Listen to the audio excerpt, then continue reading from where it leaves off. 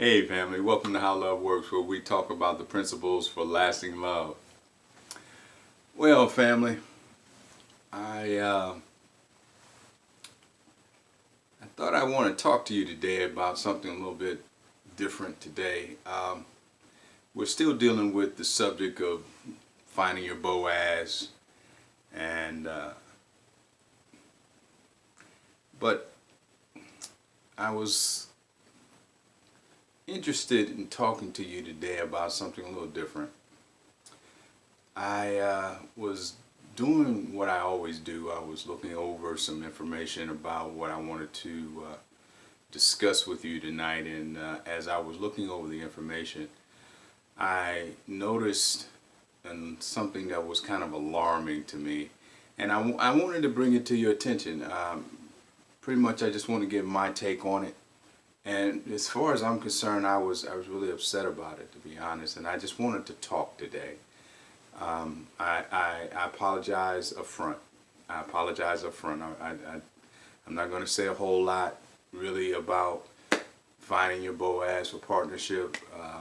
I've already talked about the two big myths already about what keeps a lot of people single. But I think this subject that I'm going to talk about today, that's really right from my heart, I think this might be the mother of all the reasons that keep most people single, at least black women. I'll say this going from the top. I'll say this, and that is, I appreciate that there are a lot of black women today, right now, that are holding it down. What I mean by that, there are a lot of black women who are really sincerely have their preference only for black men. I really think that's admirable, and that's to be appreciated. Now, with that being said, what I was watching today, it really upset me, because what bothered me most about it is that I was looking at a lot of people who were having a lot of negative things to say about interracial couples. Now, I will say this from the outset, my wife is black. So, drop your rocks. I'm not trying to protect myself in any way, shape, or form. What I am saying is that I'm seeing so many people who seem to have such a very difficult time with people who have decided that they're not going to allow ethnicity, tradition, family bonds, and some of the other typical issues that arise that will keep people from having relationships with one another, and even having those relationships develop into long-term partnership. They've not allowed many of these areas to become impediments. And it's sad to me that in 2017, and to me more, it hurts even more that it's coming from our people, from black people, that there seems to be such a stigma about interracial relationships. I just don't get it. I don't get it at all. I thought when we saw the movie Loving, that was going to fix it, but I guess not. I thought that when some of the white and black celebrities got together, I thought that would fix it, but I guess it's not either. I don't understand for the life of me why it's an issue. I do think that it is going to be a problem for a lot of black women, though, because all the other ethnicities, even black women from Africa and black women from other continents like South America and some other areas of the world, when they come into contact with men who find them attractive and even more want to marry them, they don't have a lot of the stigmas that a lot of black women appear to be having. And so my problem is I don't see why black women won't use all of their options. I was listening and I saw on one of the programs that I was paying attention to, one of the ladies made a pretty good point. She said that black women are the most educated women in the United States. And I already knew that was the case. I already knew that statistic. But she added that though they may be the most educated, they're the most ignorant in the area of love. And the reason for that is because they're totally dogmatic on this issue of their preference just strictly for black men. And again, don't get me wrong, I don't have an issue with that. I'm just saying, if you have other options, exercise your options, just like you have done, or just like black women have done with other areas in life. Black women have access to all kinds of occupations out here. They didn't just limit themselves to, okay, I'm just going to be a teacher, because that's all a woman can be in this society. A black woman is a teacher. And so that's my preference. I'm going to be a teacher. Or I'm going to be a chef, and because that's all black women can do is be a chef.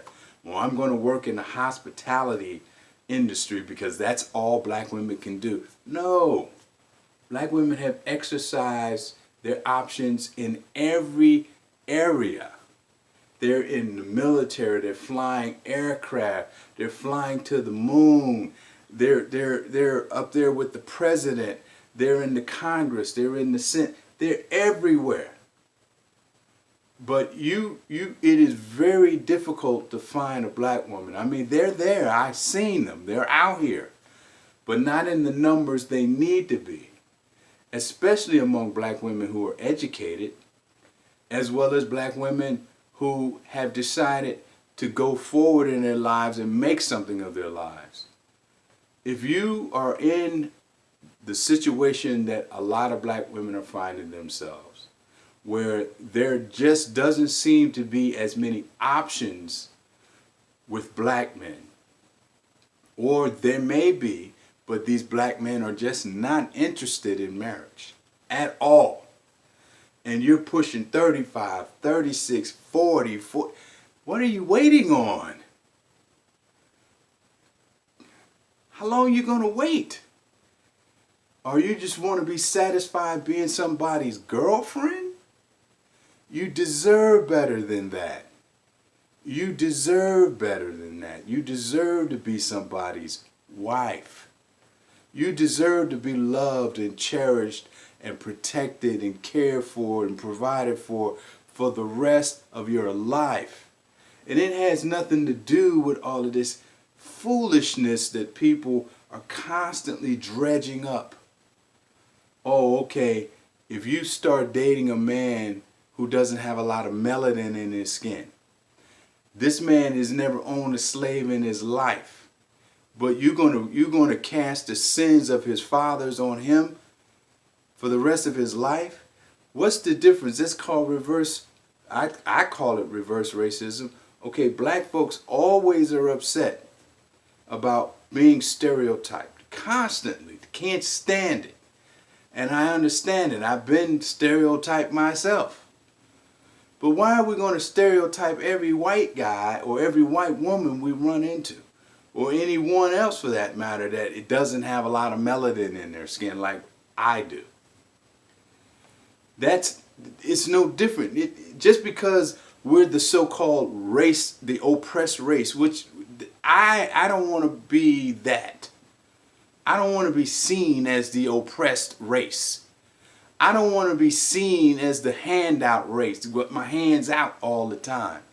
I don't want to be seen as the victim race. I'm proud to be who I am. I'm proud to be a black man. I'm proud that I made made something out of my life with these two hands and with the gray matter between my two ears. And I did it by myself. If I fail, I fail, not some white guy. If I succeed, I succeed, not some white guy. I'm not going to hold my life at ransom because of some mystical, ubiquitous racism that are constantly being dredged up. That's another thing that I believe that's keeping black women single. When are we going to just let it go? The reality is, I said it, and I'm going to keep saying it. Racism isn't going anywhere. It's not likely you're going to see brothers on a tree, and it's most likely you're not going to see brothers standing up against a wall getting shot at. It's not likely. But we can't keep living our lives like victims all the time and being angry all the time. Look, I'm not saying that we don't experience racism and that we don't experience negatives in this country. But I am saying that the way we've been handling it over the last 50, 60 years, it's passé. It's over. We're not getting anywhere. Every time something go down, we're going to march now. Is that how it's going to go? We got to do something else. This is a beef that I have. You can disagree with me, you can agree with me. Or we can agree to disagree. This is just my issue. I don't think that the approach that we have been using is going to work anymore. And I can see that based upon the presidential elections. When I look at the Democratic Party, and I notice that other than President Obama, all the candidates that they run, they don't even pay us no attention no more. They know they got our vote. They ain't got my vote, but they know they got yours. Because, you know, you think for some reason that these people with D's in front of their name, they got your back. Right. They don't give us no respect. Right? But for some reason, we think that the government gonna do something for us. Now, I'm looking at it like this. The government know we're not together. They know black men and black women have been in the Negro Wars for the last 50 years, since 1960s. They know this. They know we're not together. They know we have no community. There's the Asian community, there's the white community, there's the Italian community, there's the Hispanic community. What I mean by that? Community. Black folks live in neighborhoods. We don't have communities. A community is where you have a economic base where money comes in to the African American community, and there are jobs and businesses run by black people, and that money will bounce several times before it comes out of that community, thereby supporting that community. Black folks don't have that. Other ethnic groups have that. That's why they get attention. We don't. What's crazy about it, we ignorant. We think these people are going to take care of us. The only thing these people are looking at us for is for our vote. That's it. They're using our voting labor, and it's almost like third wave slavery.